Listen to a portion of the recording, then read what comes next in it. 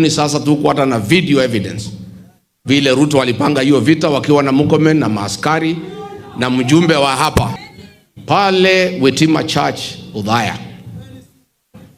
Because ni mzuri tuseme huyu Ruto alipanga tukuje tuwawe kanisani na akatoroka Friday akaenda Dubai na akamwambia Inspector General aende Japan ndio hiyo mauaji ikifanyika akue nje ya nchi.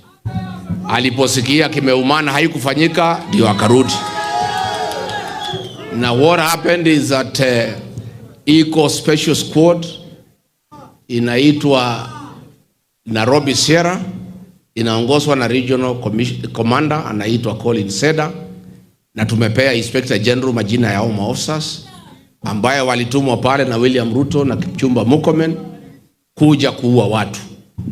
Na uchunguzi umetatizwa na Murkomen hauendelei kwa sababu hao maofisa walitumwa na Ruto na Murkomen kuja kuua watu kanisani. Na hata sasa tumeanza kupata information na hivi karibuni sasa tuko hata na video evidence vile Ruto walipanga hiyo vita wakiwa na Murkomen na maaskari na mjumbe wa hapa yule mama. Hata tumepata askari ya unit inaitwa SOG iko pale Baragoi.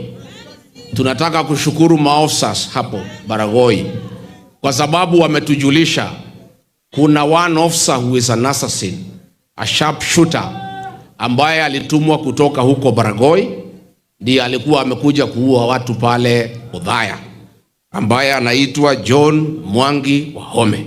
So hii information yote tumepata kutoka hata marafiki zetu wa kigeni because of satellite images, and in the next few days after ile deadline ya 16th tutaririzi hizo video tuoneshe vile William Ruto na Murkomen na hao maskari na yule women rep wenu kutoka hapa Kigumo walipanga hiyo vita ya kuua watu.